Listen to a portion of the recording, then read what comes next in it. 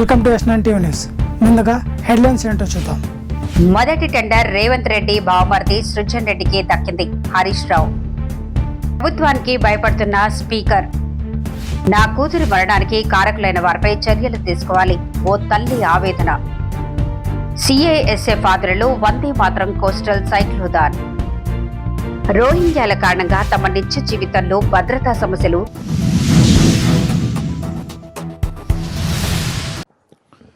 రాష్ట్రంలో గత 2-3 రోజులుగా సింగరేణి టెండర్ల కుంభకోణం, ముఖ్యమంత్రి గారు మంత్రుల మధ్య వాటాల పంచాయతీలు మనం చూస్తూ ఉన్నాం. అయితే మరికొన్ని దిమ్మెదిరిగే నిజాలు, మరికొన్ని కుంభకోణాలను ఈరోజు మీ ద్వారా ప్రజల ముందు, రాష్ట్ర ప్రజల ముందు ఉంచబోతా ఉన్నాం. అయితే నిన్న మనం చూసాం, బట్టి విక్రమార్క గారు ప్రెస్ మీట్ చూసాం. వారు మాట్లాడుతూ ఈ కొత్త పద్ధతి కాంట్రాక్ట్ సైట్ విజిట్ సర్టిఫికెట్ అనే విధానం 9E బ్లాక్లో పెట్టారు. అందువల్ల ఈ 9E బ్లాక్ టెండర్లు రద్దు చేస్తున్నామని బట్టి విక్రమార్క గారు ప్రెస్ మీట్ నిన్న మనందరం కూడా చూసాం. అయితే ఈ కాంట్రాక్టర్ సైట్ విజిట్ సర్టిఫికెట్ అనేది గతంలో ఎప్పుడూ లేదు, మన రాష్ట్రంలో లేదు, భారతదేశంలో లేదు. మన రాష్ట్రంలో ఈ సింగరేణిలో కాంట్రాక్టర్ సైట్ విజిట్ సర్టిఫికెట్ విధానం బీఆర్ఎస్ హయాంలో కానీ అంతకుముందు కానీ ఈ విధానం లేదు. అదేవిధంగా వెస్టర్న్ కోల్ ఫీల్డ్స్లో కానీ కోల్ ఇండియాలో కానీ ఇటువంటి విధానం లేనే లేదు. అయితే రేవంత్ రెడ్డి గారు ప్రభుత్వం వచ్చిన తర్వాత 2024 సంవత్సరంలో ఈ సైట్ విజిట్ సర్టిఫికేట్ విధానాన్ని సింగరేణిలో తెచ్చింది రేవంత్ రెడ్డి గారి ప్రభుత్వం. రేవంత్ రెడ్డి గారి ప్రభుత్వం ఈ విధానం తెచ్చిన తర్వాత మొట్టమొదటి బెనిఫిషరీ ఎవరు? రేవంత్ రెడ్డి బావమరిది సృజన్ రెడ్డి. ఆయన కంపెనీ శోధా కన్స్ట్రక్షన్కే ఈ సైట్ విజిట్ సర్టిఫికేట్ వచ్చిన తర్వాత మొదటి టెండర్ దక్కింది. ఇది 2024లోనే ఈ సైట్ విజిట్ సర్టిఫికేట్ విధానాన్ని తీసుకొచ్చారు. ఈ సైట్ విజిట్ సర్టిఫికేట్ విధానం వచ్చిన తర్వాత సింగరేణిలో 6 టెండర్లు జరిగితే 6 టెండర్లు కూడా +7% టెండర్లు వారి వారి అనుయాయులకు కట్టబెట్టడం జరిగింది.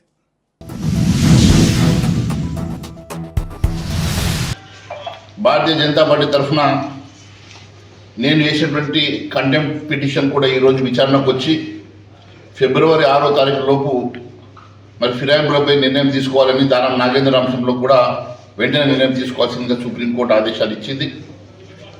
ఎన్నిసార్లు కోర్టు ఇంటర్వ్యూన్ అయినా కూడా రాజ్యాంగాన్ని పరిరక్షించాల్సినటువంటి స్పీకర్ గారు మరి రాజ్యాంగాన్ని పరిరక్షించకుండా ఈరోజు ప్రభుత్వ ఒత్తిడికి లొంగుతున్నట్టుగా కనపడతా ఉన్నది.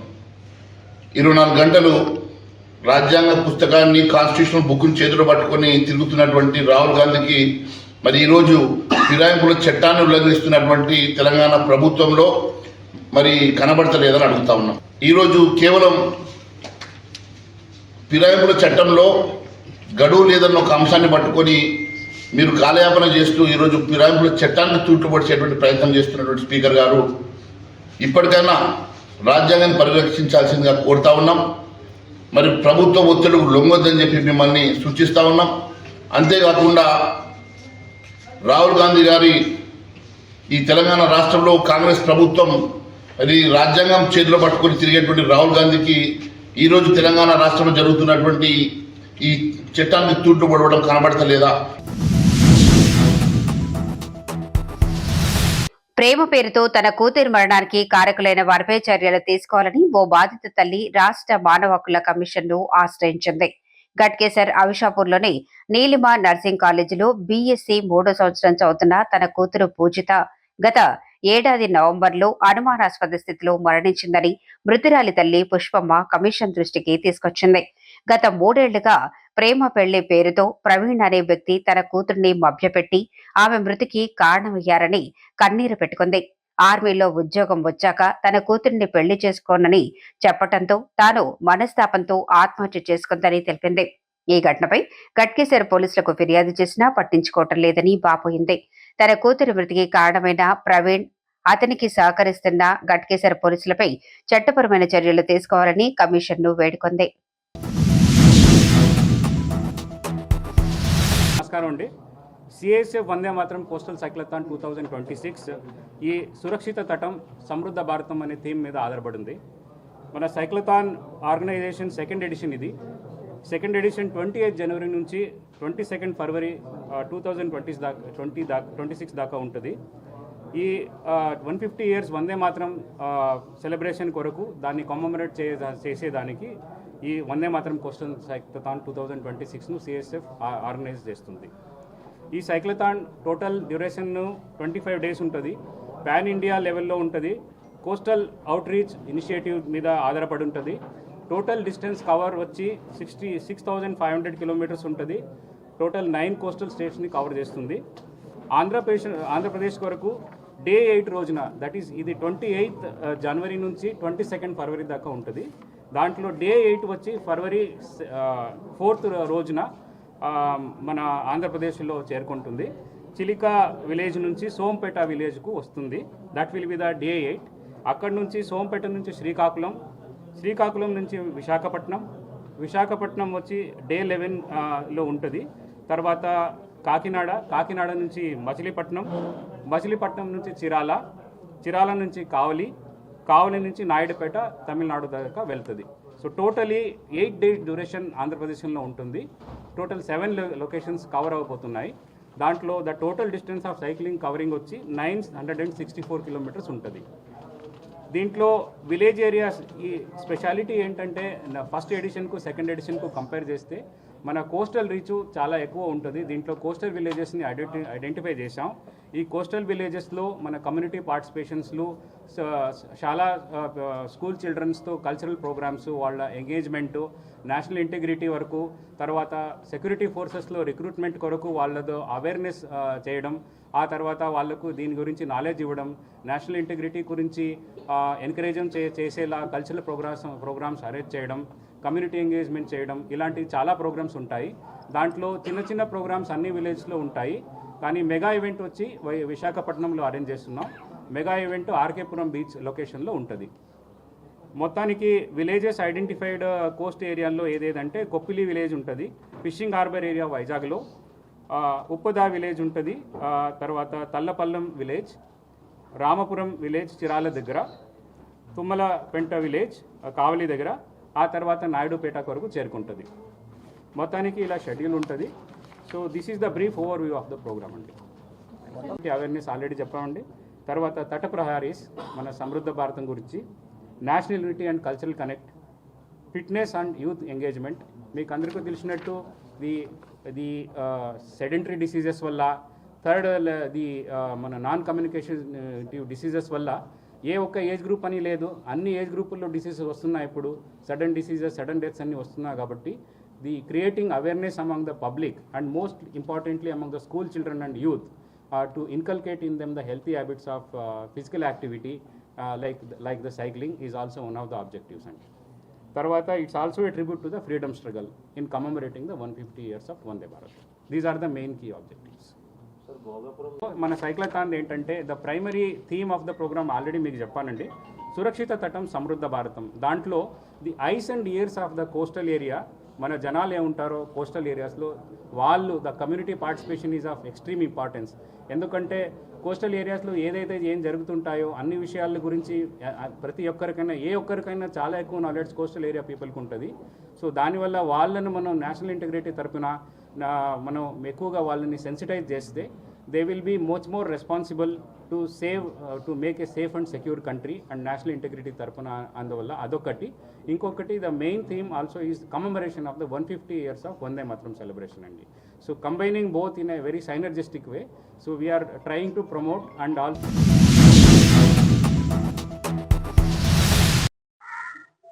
భాగ్యనగర గణేష్ సేన ఆధ్వర్యంలో ప్రతి హిందువు తన జెండా, ఎజెండా అన్ని కూడా ఇంటి లోపల పెట్టి బాలాపూరు గ్రామంలో 10,000 మంది యువతతో ఒక మహా హిందూ ధర్మ రక్షణ సభ బాలాపూర్ హనుమాన్ దేవాలయం సమీపంలో జరగబోతా ఉంది.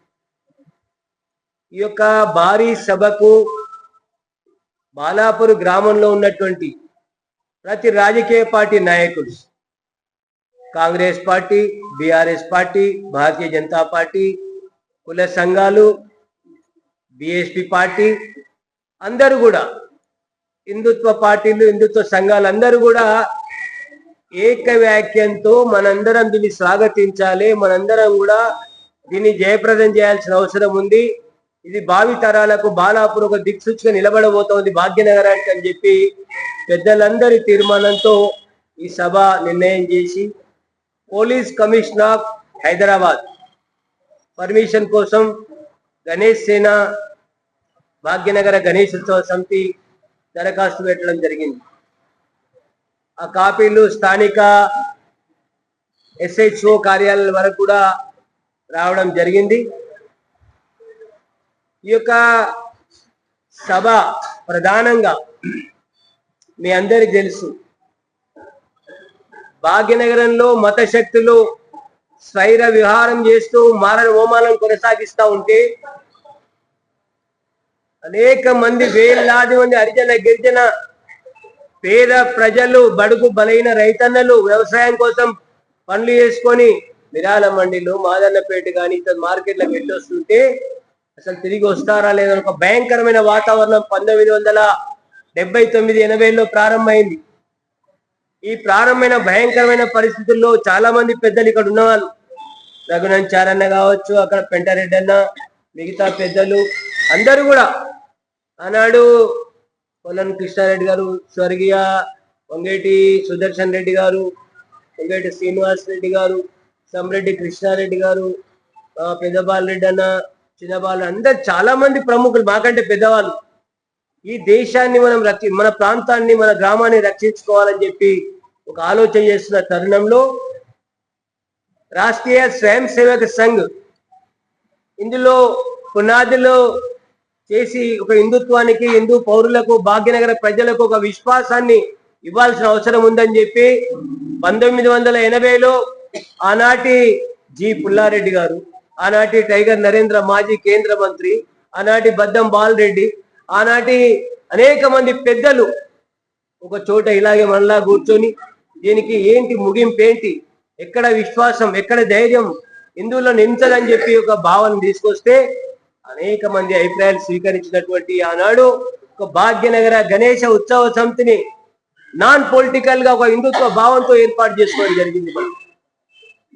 భాగ్యనగర గణేష్ ఉత్సవ సమితి ఏర్పాటు చేసుకొని భాగ్యనగర గణేష్ ఉత్సవ సమితి ప్రముఖులు అనేక మంది, కందికెళ్ళి ఎటు ఉప్పు కూడా ఈ ప్రాంతంలో ఉన్నటువంటి కొంత పెద్ద మనుషులు బాలాపూర్ గ్రామం వారితో బంధుత్వాలు, ఫ్రెండ్షిప్ ఉన్న కారణంగా కందికెళ్ళి గేట్ నుంచి RSS ప్రచారంగా ఉన్న పెద్దలు కొంతమంది చొరవ తీసుకొని బాలాపూర్ గ్రామాన్ని పెద్దలందరితో, ఈ కులం ఆ కులం కాకుండా, ఈ పార్టీ ఆ పార్టీ కాకుండా అందరిని సమీకరించి మీరు భాగ్యనగరానికి బాలాపూర్ నుండి నాందిగా భాగ్యనగర వినాయక సాగర్ వరకు గణేష సామూహిక ఊరేగింపులో మీరు ప్రారంభమైతేనే హిందూ శక్తి నిలబడుతుంది, కోట్లాది మంది హిందువులు నడి బజార్లోకి వస్తారు, హిందువులకు విశ్వాసం పెరుగుతుంది ఒక భావనతోటి ఆనాడు ఈ యొక్క తల్లి భారతికి పురిటి పోసినటువంటి గ్రామము బాలాపూర్ గ్రామం. ఆనాదిగా ప్రారంభమైనటువంటి బాలాపూర్ గ్రామం ఈనాడు దైవ భక్తికి, దేశభక్తికి, హిందుత్వానికి అనేక పర్యాయాలు ఒక నాందిగా నిలబడ్డాయి. అసలు నిజంగా ఆనాడు మేము పుట్టని కాలంలో కూడా ఈ గ్రామం నుండి రజాకారుల యొక్క మారణ హోమంలో ఈ గ్రామం నుండి 2 ఆనాడు యువకులు ప్రాణాలు కోల్పోవడం జరిగింది. మేము కూడా వాళ్ళ చిత్రపటాలు, వాళ్ళ పేర్లను కూడా రేపు ఆ సభా ప్రాంగణం వద్ద వారి గౌరవించి వాళ్ళ త్యాగాన్ని గుర్తించి సభా ప్రాంగణంలో వారి యొక్క ఫోటోగ్రఫీని కూడా ప్రదర్శించే ప్రయత్నాన్ని చేస్తా ఉన్నాం. అందులో ప్రధానంగా వంగేటి సత్యమ్మ అనే పెద్ద మనిషి ఉండే, వాళ్ళ భర్త పేరు బాలకృష్ణ, ఏం పేరు అన్న తెలియాలి, మామ ఏం పేరు, మన సమ్రెడ్డి